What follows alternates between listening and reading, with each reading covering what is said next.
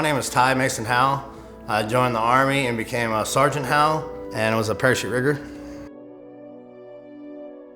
As a parachute rigger, we deal with life-saving equipment, so it is very valuable that we pay attention to anything we do in that shop, because a piece of that equipment is going to touch somebody's back or go on a piece of cargo, and there's no room for error. Attention to detail to every little grommet, every piece of canvas, stitching, buckle, anything that goes on to a jumper's back is very meticulously went through. So if we find a default, a malfunction, anything that we're not 100% on, we'll kick that piece of equipment back and it'll go into our repair.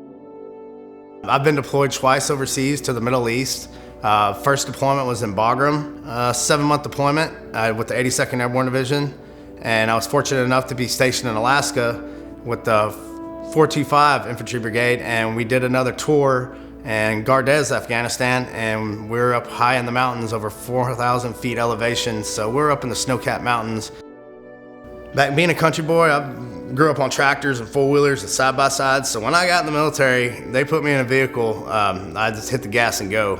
I was the platoon sergeant's driver. I drove 10K forklifts, 5K forklifts, and when we first got over there on my first deployment, they put us in these vans that were standard transmission, and sure enough, nobody could drive those over there. So for a week, I spent training my platoon on how to drive a stick shift in a big motor pool yard. So we'd have to move equipment all over the base, bring it back to our shop and rig it up, get ready for airdrop. Stateside, we were in the 82nd Airborne Division, and they have about 6, give or take, drop zones all around, peppered all around Fort Bragg.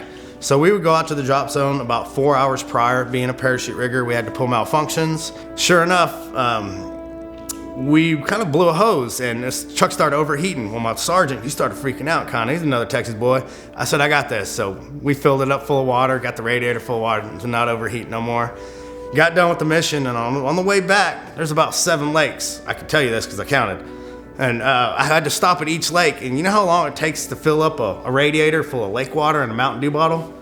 Well, about 3 cigarettes. Get along about 5 minutes, it'd start overheating. I'd stop at another lake. So we got back to the motor pool late that night, and they're like, Jesus, what happened, guys? I'm like, I don't know, the hose. Got the vehicle fixed, but that kind of stood out that, got us back home, completed the mission. Every Monday, we'd have a motor pool Monday, which means half the day, every Monday, you do vehicle maintenance. The maintenance on these vehicles to get these missions done, they need to be in tip-top shape, because you might find a brake line that was loosely adjusted about to come off, and you can't afford to have any kind of mishaps when the mission's going. I mean, I can't stress checking the tires, checking the lug nuts, checking your oil, the fluids, seat belts, fire extinguisher, and just basic maintenance will save a headache.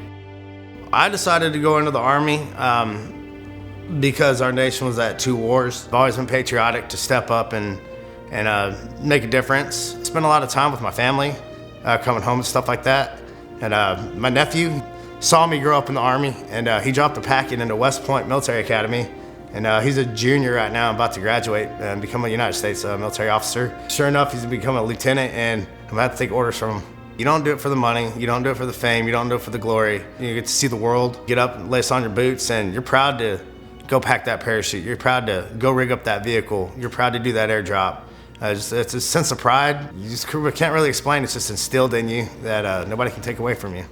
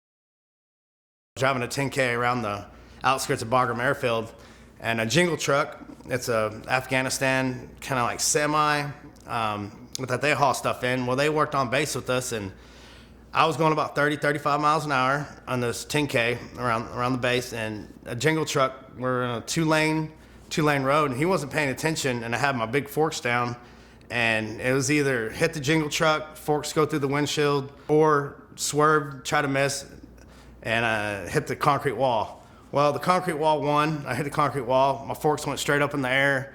I bounced down, and I totaled that 10K. Jingle truck kept driving, didn't even know what happened. Thought I was going to be in big trouble, a wrecked military vehicle. That was probably one of the scariest moments because something bad could have happened.